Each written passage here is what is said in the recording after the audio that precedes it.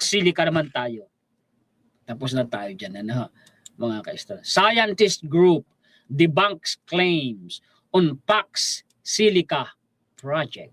July 27, 2026. Sige, basahin natin. Ano, ha?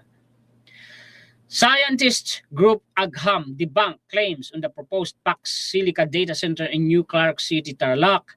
Under the United States-led international initiative, a 1,600-hectare high-tech industrial hub in the area will be built aiming to support artificial intelligence infrastructure, data centers, and advanced semiconductor manufacturing. While several agencies such as the Department of Foreign Affairs and the Basis Conversion and Development Authority have defended the project, several environmental and agricultural groups have opposed the plan. May mga pro-China din ng politiko. Agham spokesperson Professor Giovanni Tapang said that the BCDA has presented an incomplete picture of the potential impacts of the Pax Silica project. The BCDA and the Marcos administration are clearly desperate to whitewash the environment. Pero kumbaga, siyempre, expected na yan, ano ha, mga kaistorya. Expected na po yan. There are the farmers and IP groups that will be displaced, of course.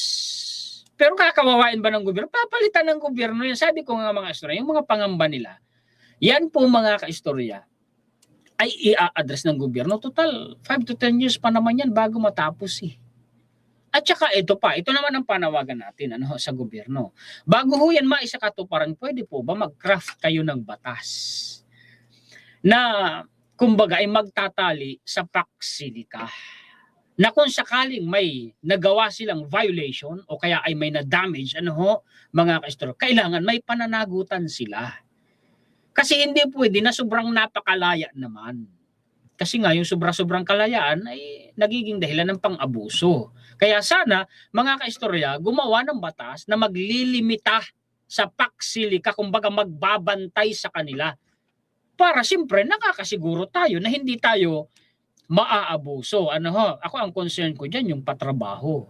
Ako ang concern ko diyan yung pag-unlad ng Pilipinas. Ang concern ko po diyan mga kaistorya maging high-tech ang Pilipinas. Hindi naman kayang bigyan natin ng basta-basta ng high-paying jobs na nasa 200,000 mga kaistorya ang mga kababayan natin. Di po ba? Yung mga bumabatikos, kaya ba nilang paunlarin ang ekonomiya ng Pilipinas? Di ba? Hindi naman eh. Yung mga bumabatikos, kaya ba nilang magbigay ng 200,000 jobs, high-paying jobs? Hindi naman eh. Ano mo ba mga kaistorya? Eto, gumaya nga po ang Thailand eh. Thailand unveils Siam Silica plan to drive regional chip hub. Ginaya nila. Kung masama yan, ay bakit ginagaya ng mga mauunlad na bansa? Ayaw ba ninyong umunlad tayo? Diba? Diba? Mga kaistorya. The Siam Silica framework sets 2030 targets for domestic chip fabs while driving ASEAN supply chain integration. Kita na yung supply chain din ha. And high-tech workforce development.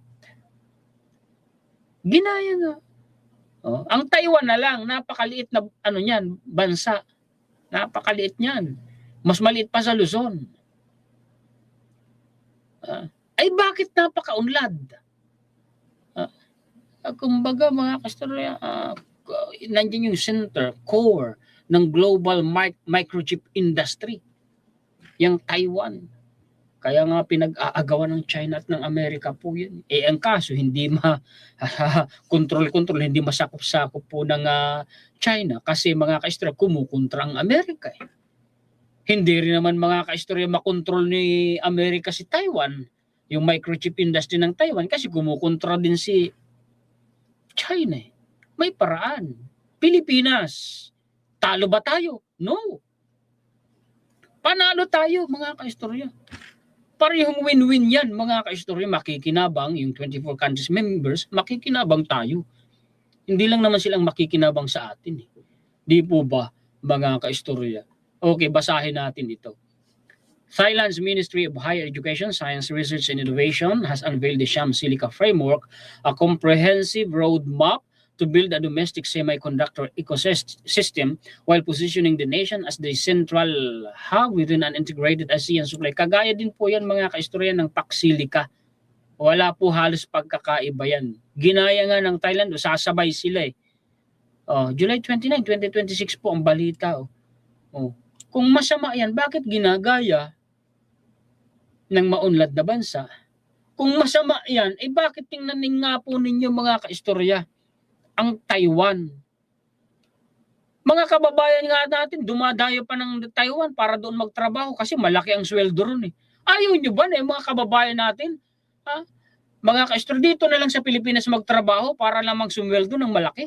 High-paying jobs daw po ang ibibigay na pasahod sa Paxilica. Ayaw ba nila? Diba? Of course, meron po yung mga disadvantage. Pero mas malaki palagay ko ang advantages niyan, mga kaistorya. Kung disadvantage na lamang ang titingnan natin, paano tayo uunlad? Alam nyo, ang pag-unlad ng isang bansa, may kaakibat po yan na disadvantage. Yan yung tinatawag natin na simpleng salita na urbanization. Halimbawa, Metro Manila. Noong unang panahon ay mga punong kahoy, mga kalabaw, mga kabayo, mga palayan ang nakakalat sa Metro Manila. Tapos puro alikabok ang kalsada. Pero tingnan ninyo, ano ang kaakibat ng pag-unlad? Nawala ang mga punong kahoy, nawala ang mga palayan, nawala ang mga kalabaw, nawala ang mga kabayo. Actually, sa Port Santiago ka lang makakita ng kabayo eh, mga kaistorya. Napalitan ng matataas na buildings, mga high-tech na sasakyan, mga sementado at asfaltadong kalsada. Ang kapalit naman, basura pagbaha. Ganyan naman talaga sa pag-unlad. Aling bansa ang walang basura at walang baha na maunlad? Amerika, problema yan. China, problema nila yan. Even Japan. Opo, mga kaistorya. May magagawa ka ba? Hindi ka ba sasabay sa pag-unlad ng mundo? Pag hindi ka sumabay, mapag-iiwanan ka, magiging kawawa ang sambayanan mo. Ganon po yun. Hindi na po tayo panahon pa mga kaistorya ni kupong-kupong na nagsisibak lang ng kahoy. Na ang panggatong lang mga kaistorya ay kahoy, sakalan. Although meron pa niyan sa mga probinsya. Anong ibig kong sabihin? Kailangan mong sumabay sa pagbabago ng mundo. Kung hindi ka sasabay sa pagbabago ng mundo, magiging kawawa ka. Kung sasabay ka naman sa pagbabago ng mundo, kailangan nakahanda ka dun sa tinatawag nating disadvantage. May disadvantage po yan. Normal yan, hindi yan mawawala. Yung pangarap nga ni Xi Jinping na mega city po mga kaistorya sa China hindi lulubog ng baha. Kaya nga sabi ko kanina, gumawa sana ng batas ang Pilipinas na magbabantay at tatali sa Paxilica para hindi umabuso. At kung umabuso man, halimbawa sa kalikasan, kailangan managot sila. Di ho ba mga kaistorya? Anyway, hanggang dyan lamang po. Sana naintindihan ho ninyo. Mga magaganda. Doon lang ako sa positibo.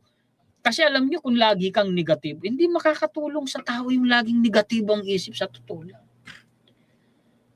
Wala pong negosyante na umunlad sa pagninegosyo na ang isip lagi negatibo. Walang negosyante na ang isip lagi ay, naku, hindi na ako mamumuhunan, baka malugi ako, sayang lang ang pera. Walang negosyanteng ganun. Ang mga negosyante mga kaistorya, laging positibo ang isip ng mga yan.